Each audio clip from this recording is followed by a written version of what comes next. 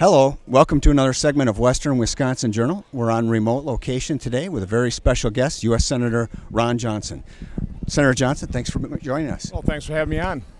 Well, I want to start with, first of all, what brings you to Western Wisconsin? Well, doing what I've always done, travel all over the state, talking to the citizens of Wisconsin, hearing what's on their mind, their concerns. Specifically here today, I'm going to walk in the Pepperfest Parade, looking forward to it.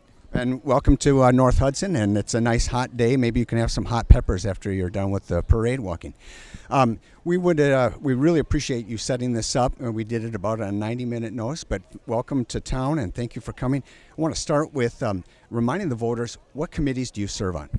Well, I'm chairman of the Senate Committee on Homeland Security and Government Affairs. Also serve on the Foreign Relations Committee. I'm the chair of the European Subcommittee of that, the Budget Committee, and also the Commerce Committee. I'm relatively busy. All right. Well, let's stick with those subjects. And first, national security. The Iran deal is getting a lot of press right now. We're going to have a vote when Congress comes back from recess. How do you see that playing out? Well, I'm highly concerned about how this deal is going to affect not only the region but our own national security. I think we all know that Iran is the largest state sponsor of terror. This deal is going to interject almost immediately about $50 billion. That's about 13% the size of Iran's economy. And let's face it, they're going to use it to support and disrupt the countries around the region.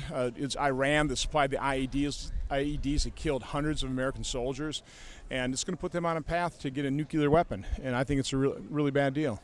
Now, it's getting a lot of press. We're seeing the commercials that are on TV. Do you think it's going to garner the two-thirds vote necessary to stop the deal? Well, I'm concerned. I've certainly attended every hearing and every secured briefing, and I will say that whether you're a Democrat or Republican senator, I don't think anybody was gained confidence as we were briefed as we listened to the administration try and defend this deal. The inspection regime is not going to be able to be verifiable. It will not hold Iran accountable. So, I mean, I guess those individuals that have already expressed support are looking or buying President Obama's line that's either this deal or war. I don't buy that approach. I think what we should have done is we should have cranked up the sanctions. We should still crank up the sanctions and get Iran to come to the negotiating table, first and foremost, agreeing that they are going to dismantle their nuclear program, not really put them on a path to eventually become a nuclear power. Okay, if Iran doesn't comply, and let's assume that this doesn't get the two-thirds votes to stop, where do you think the authorization for the war that's been introduced by a Democrat in the House, do you think that that's going to get some support as far as authorizing a war if Iran steps out of line? No, I mean, we're not at that stage right now. What we should be doing, again, is ratchet up the sanctions so we can get a good deal that actually is verifiable, that would allow the anytime, anywhere inspections, so we can hold Iran accountable. And that's the approach we should be going, rather than trying to be bellicose and talking about authorizations for war. We're not at that point. So now let's switch to the budget. And one of your favorite topics, our national debt continues to grow, yet the deficit has been coming down.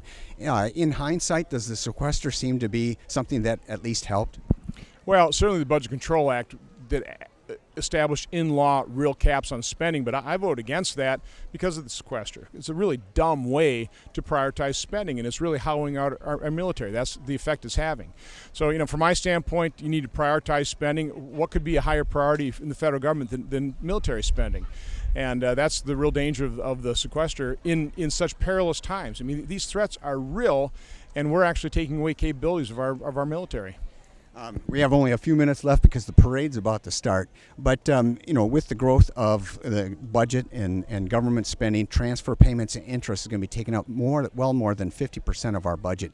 How do you see that being stopped? I don't see anybody coming forward saying we're going to need to reform Social Security and Medicare. No, of course, that's the drum I've been beating.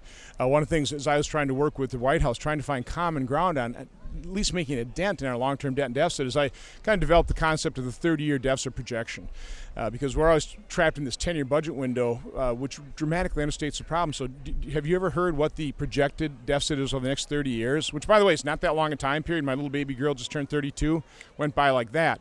CBO just came out with their latest projection, $103 trillion, about $10 trillion the first decade, about $28 trillion the second, and then $65 trillion the third. And I was in the White House, and I showed that to President Obama. I asked him, use your bully pulpit. Tell the American people the truth. Show them the depth of the problem so that collectively we can take the first step in solving any problem, which is admitting we've got one. You know what he said to me? He said, Ron, we can't show the American public numbers that big. If we do, they get scared, they give up hope. And he said, besides, Ron, we can't do all the work. We have to leave some work for future presidents, future Congresses. That's the problem we have in Washington, D.C. is a bunch of reality deniers. This president is the denier in chief.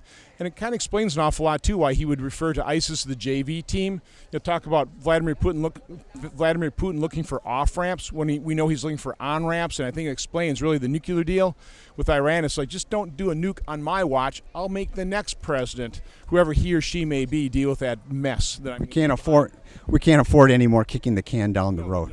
All right, well, I want to be able to talk about this more in depth. I want to invite you back sometime. I know you get back here rather frequently to Western Wisconsin, and we'll have you in the air-conditioned studio. How's that sound? Be happy to do so. It's really not that bad right now, but as I'm walking the parade, I probably build up a little bit of a sweat. All right, well, sounds good. Thank you again for joining us. Appreciate having you here. Have a great Pepperfest.